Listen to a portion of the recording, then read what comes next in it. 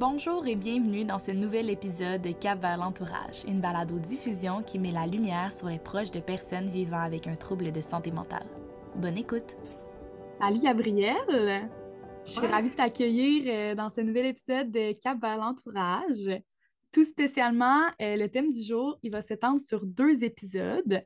Aujourd'hui, on va discuter de toxicomanie et de santé mentale. Et dans le prochain épisode, on va discuter plus précisément de la comorbidité.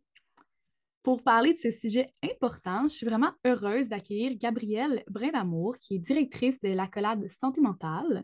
Gabrielle collabore sur de nombreux projets avec le réseau. Vous l'avez d'ailleurs vu dans notre documentaire Garder le cap. Donc, avant de commencer notre discussion, Gabrielle, je te laisserai peut-être te présenter davantage à nos auditeurs et peut-être ton organisme aussi. Ben, a priori, l'organisme, la Collège Santé mentale, c'est un organisme qui vient en aide aux membres de l'entourage atteints d'une maladie mentale. On travaille avec les familles, les amis, les conjoints, les voisins, les collègues de travail, tout le monde qui gravite autour. Et puis, l'organisme a 30 ans, célébré ses 30 ans cette année. Dans nos services, dans les intervenants, il y a des éducateurs spécialisés, des travailleurs sociaux. Qu'est-ce que je pourrais dire d'autre? Ça ressemble à ça qu'on est situé en banlieue de Montréal. Là, on est à Châteauguay. Alors, on couvre le Jardin-Roussillon, toute la région, le Jardin et Roussillon.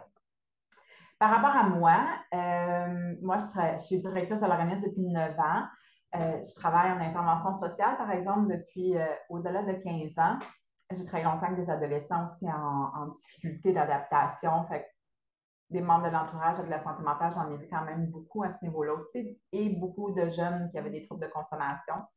Ça venait un petit peu avec le décrochage scolaire. Fait que ça fait partie du cheminement antérieur qui me permet peut-être d'aborder le sujet d'aujourd'hui. Côté académique, ben, j'ai un DEC en éducation spécialisée, un bac en enseignement technique et une maîtrise en administration. Et je suis aussi chargée de cours en éducation spécialisée. On s'appelle tout. Merci beaucoup. Donc, pour entamer notre discussion, pour se lancer dans le sujet, j'ai une question qui est assez large pour toi. Quelle est l'inter-influence entre la maladie mentale et la toxicomanie?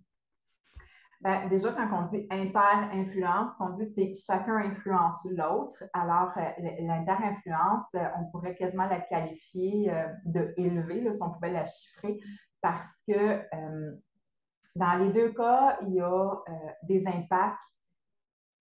Par exemple, quand on est atteint d'une maladie mentale, peu importe laquelle, là, que ce soit un trouble ou une maladie, là, mais quand on est affecté sur le plan mental, ben, on est beaucoup plongé dans le malaise, dans le mal-être. On vit des choses qui sont difficiles à tolérer dans notre corps, dans notre esprit, parce que ça vient aussi beaucoup, beaucoup augmenter nos émotions. Puis on ne parle pas des émotions le fun comme la joie ou la contemplation. On est plus dans des émotions comme de l'anxiété, de la peur, de la frustration, de la déception, de la tristesse, de l'amertume, de l'hostilité. Puis là, je pourrais en nommer plusieurs. Fait que la charge affective, elle est grande et elle est souvent pesante. Et ça fait en sorte qu'on va avoir envie probablement, ben, dépendamment des stratégies d'adaptation qu'on a développées dans notre vie, mais ça peut faire en sorte qu'on va chercher un exutoire ou un échappatoire, quelque chose qui va nous permettre de nous apaiser. Parce que être un humain, en général, ça fait en sorte qu'on a beaucoup de besoins à la base. On vient au monde avec ça. Et là, quand on a une fragilité sur le plan mental, mais ça accentue, ça accroît le nombre de besoins qu'on a.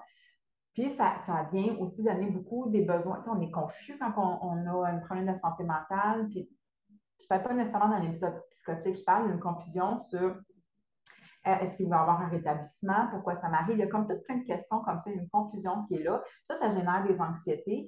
Puis, et là, on tombe dans une boule affective comme ça. Fait qu'on a besoin d'être rassuré, d'être apaisé, d'être calmé, d'être sécurisé. Bon, c'est pas toujours quelque chose qu'on est capable d'avoir. Et c'est là que parfois les gens pourraient avoir une tendance à se tourner vers certaines substances, on va dire ça comme ça, certaines substances qui peuvent amener en tout cas, un état temporaire et éphémère. C'est important de comprendre que ce n'est pas quelque chose qui se maintient. De là, il faut recommencer par recommencer, mais qui peut amener un certain apaisement ou une certaine coupure. Hein? Quand on est intoxiqué, dépendamment du niveau d'intoxication, mais plus on est intoxiqué, généralement, moins on ressent ces émotions-là qui sont dérangeante, j'ai le goût de dire. Il y a une déconnexion au monde affectif souvent qui va se passer et c'est souvent ça qu'on cherche. Et là, ben, on peut s'enliser dans cette stratégie-là, puis là, ça va en prendre toujours un peu plus. Or, de l'autre côté, quand on dit ça s'inter-influence, ça veut dire que là, on dit, bon, possiblement que le trouble de santé mentale qui a généré ces émotions-là, qui a généré ces sensations physiques-là qui sont vraiment désagréables, cette confusion-là, amène à chercher une stratégie pour essayer de tempérer et calmer ça. Et là, une des stratégies qui pourrait s'avérer intéressante pour certaines personnes pourrait être de se tourner vers des substances, la drogue, l'alcool, cette famille-là. Parce que ça va amener temporairement certains. Fait que là, comment la santé mentale influence la toxicomanie? Inversement, consommer des drogues sur une certaine période, certaines drogues, ben, ça peut avoir une influence sur la santé mentale. Ben, ça va avoir une influence sur la santé mentale, mais ça pourrait générer une problématique de santé mentale. Parce que, entre autres, parce que, il y a plusieurs raisons, entre autres parce que, moi, ce que j'aime bien dire, c'est qu'on vient au monde avec un petit kit de départ. Moi, j'appelle ça comme ça, on a notre trousse. Fait que dans notre trousse, ben, on a, j'ai les yeux noisettes, on a des choses comme ça, je mesure tant, bon. Mais on a aussi nos fragilités, on a nos forces. Hein, je suis peut-être bonne en écriture, bonne en peu importe, mais j'ai mes limitations, mes fragilités dans mon petit kit de départ. Fait que peut-être que je suis un tempérament plus anxieux, peut-être que je suis un tempérament plus paranoïaque, peut-être que j'ai un tempérament plus colérique, peut-être que j'ai il y a quelque chose qui est déjà là. Et de consommer quand il arrive des situations, peu importe lesquelles, puis que je consomme, va accentuer et accroître ça, ces fragilités-là. Ça va amener généralement se lancer là. Ça va les grandir. Puis ça va me donner envie de plus consommer parce que ça va générer beaucoup de malaise. Et là, je vais consommer plus, mais ça va continuer d'augmenter ces fragilités-là. Et là, ça peut déclencher des trucs sur le plan des troubles mentaux. Si j'ai une fragilité ou j'ai une base un petit peu peut-être à risque de psychose, ben, il y a certaines substances qui vont peut-être la déclencher. Et ainsi de suite pour différentes problématiques. Et c'est là que la toxicomanie va avoir une influence sur la santé mentale. Qu'on ait un trouble ou pas de santé mentale, assurément, consommer va affecter notre santé mentale parce que ça va affecter aussi notre santé physique. C'est tout un peu pris ensemble, tout ça. Notre sommeil, notre hygiène de vie, comment on prend soin de soi, tout ça va y goûter. Puis ça va affecter notre santé mentale, ça va affecter nos humeurs. Puis quand nos humeurs sont affectées, bien là, il peut y avoir des risques de dépression, il peut y avoir des risques de manie, il peut y avoir des troubles. Peut-être qu'on avait des traits de personnalité, puis finalement, ça a développé des troubles parce qu'on s'est cristallisé dans nos fragilités de base, etc., etc. Fait qu'elle est un peu là, pas un peu là, elle est beaucoup là, l'inter-influence entre les deux, un peu faire accroître l'autre, puis l'autre va faire accroître l'autre, puis là, ça devient gros. C'est un sujet qui est beaucoup discuté, là, j'ai l'impression, le lien entre maladie mentale et toxicomanie. Puis j'ai l'impression que je vois beaucoup une inquiétude chez les proches de personnes qui vivent avec un trouble de santé mentale lié à la toxicomanie. Donc, est-ce qu'on peut dire concrètement que la maladie mentale, ça va propulser à la toxicomanie? Concrètement, Oui. c'est pas un automatisme. C'est pas la toxicomanie, très, très souvent, là, pas toujours, mais très souvent, c'est une stratégie d'adaptation. Hein? C'est une façon d'essayer de composer avec quelque chose qui nous arrive, puis on perd pied ou qu'on est déstabilisé ou qu'on manque de moyens ou de ressources. C'est pas toujours. Hein? C'est jamais toujours. Les seules fois où on peut dire c'est jamais ou toujours, c'est parce que c'est jamais toujours ou jamais. Par contre,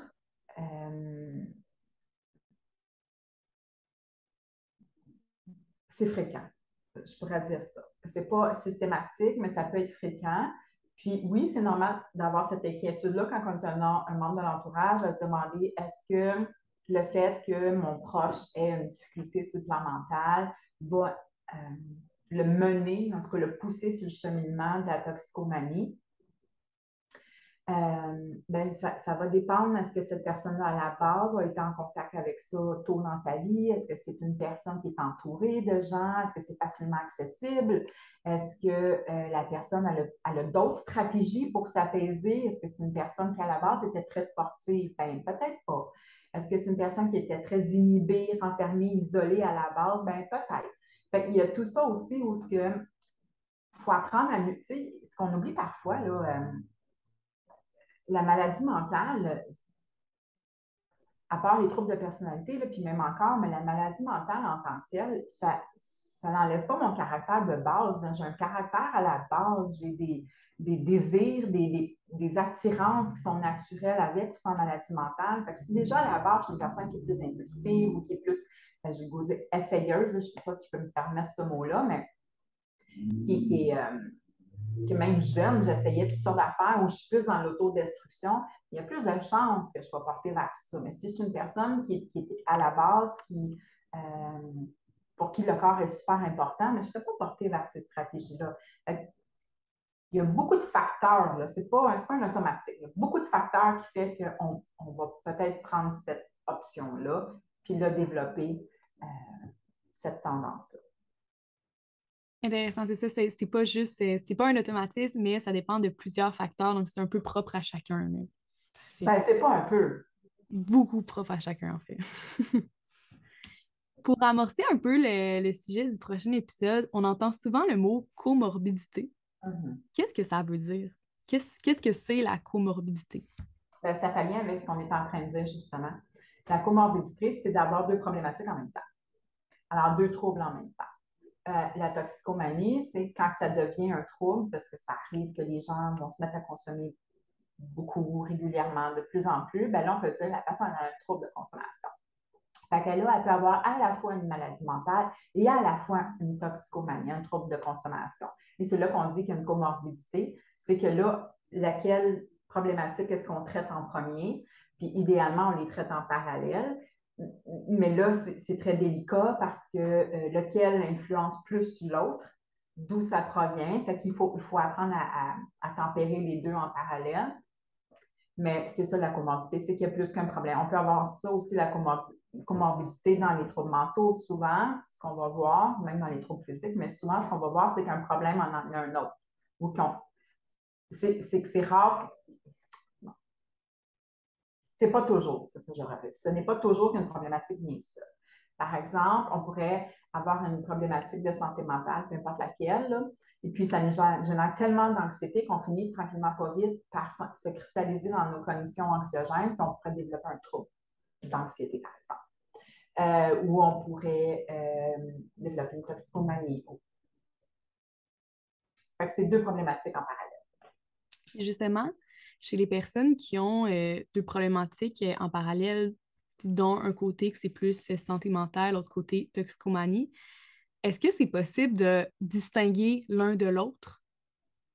Oui, bien là, c'est là que ça devient la partie complexe. Ce qu'on entend souvent, c'est des familles qui ont souhaité que leurs membres, que leurs proches là, qui consomment et qui présentent des symptômes de santé mentale soient évalués. Si on entend ça souvent, on pense qu'une maladie mentale, il faut que ce soit évalué. Puis là, ben, on a une résistance du corps médical à faire l'évaluation parce que la personne est intoxiquée.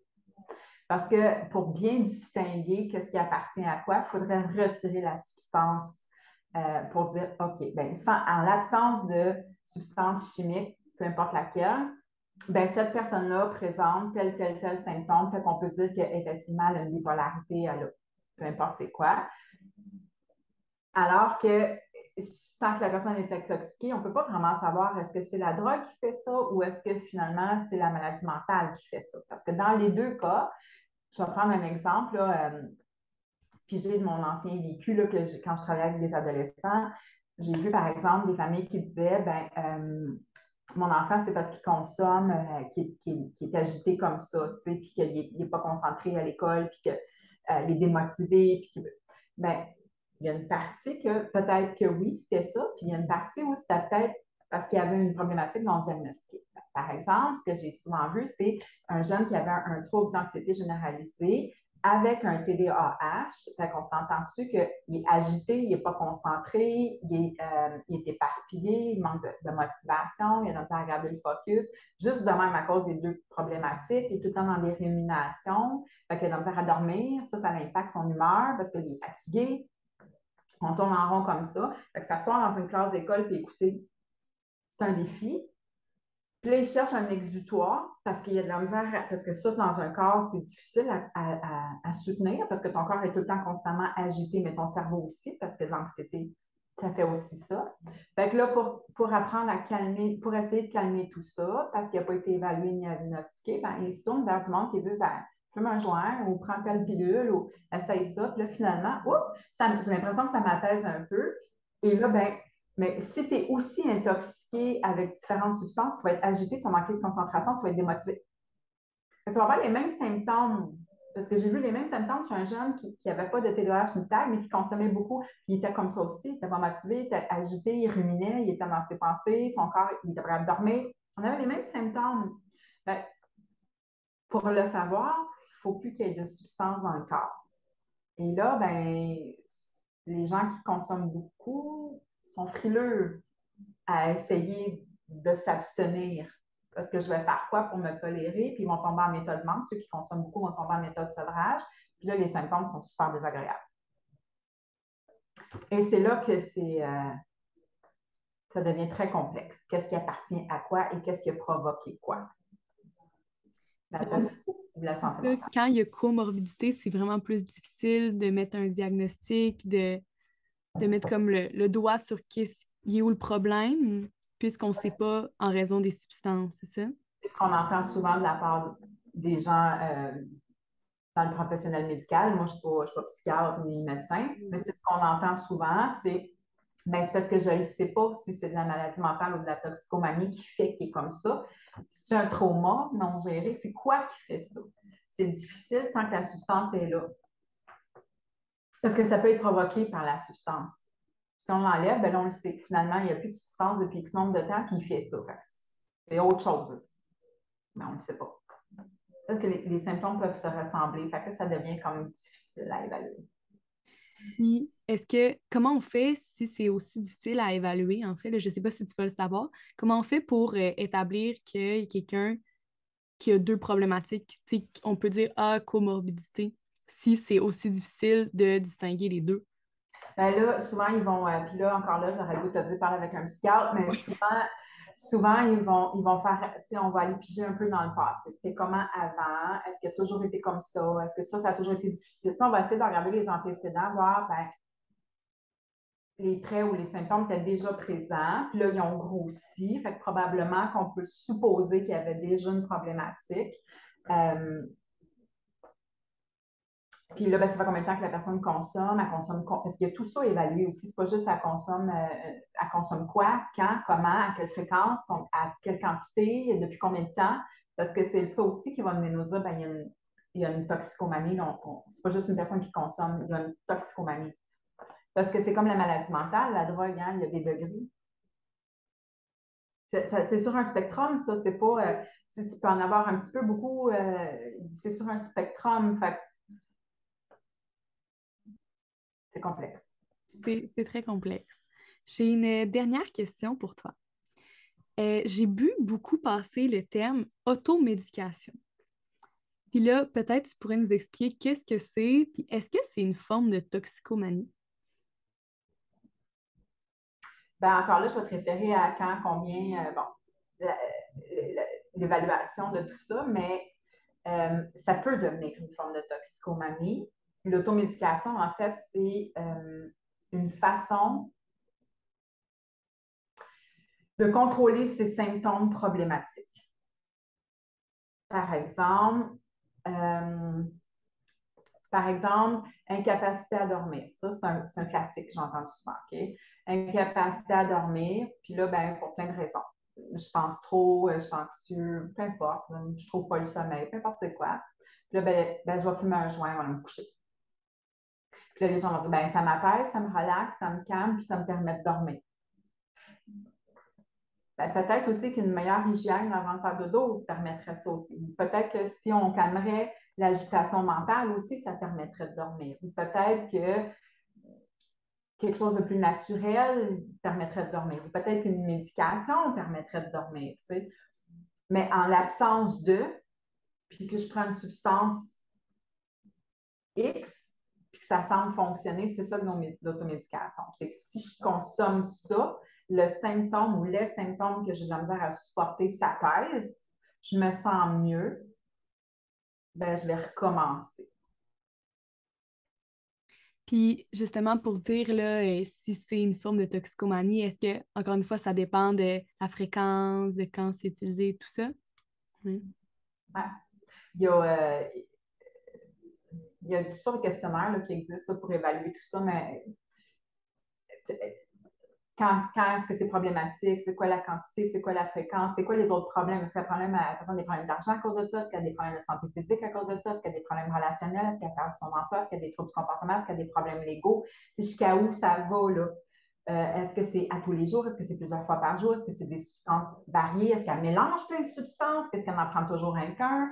Est-ce qu'elle tolère? Est-ce qu'elle ne tolère pas? Est-ce que la personne a toujours fumé un joint avant de se coucher depuis 15 ans? Ou est-ce que finalement,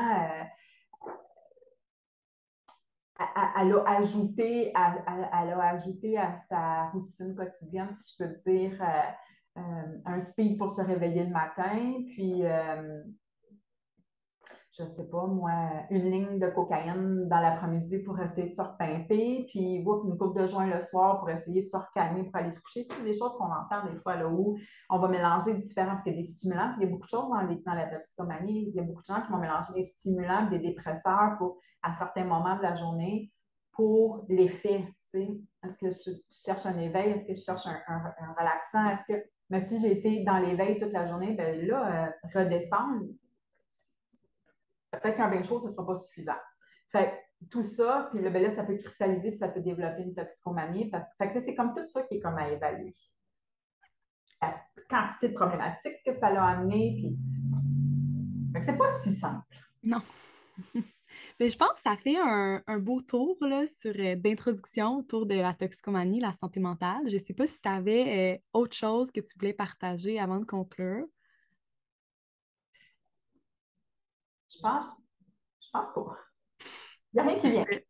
Génial. Bien, sur ce, merci beaucoup, Gabrielle, d'avoir pris part à ce premier épisode sur le thème de la toxicomanie et la santé mentale. Merci de nous avoir partagé des connaissances. Et on se voit dans le prochain épisode pour parler plus spécifiquement cette fois-ci de l'impact de la comorbidité. À la prochaine, tout le monde. Merci d'avoir écouté ce nouvel épisode de Balado Cap vers l'entourage. Pour en savoir plus sur les services offerts par le réseau Avant de craquer, visitez avantdecraquer.com. Vous pouvez également suivre le réseau Avant de craquer sur les différents réseaux sociaux au @avantdecraquer. Parlez-en autour de vous. Envoyez-nous vos commentaires. Ensemble, mettons la lumière sur les membres de l'entourage et brisons les préjugés entourant la maladie mentale.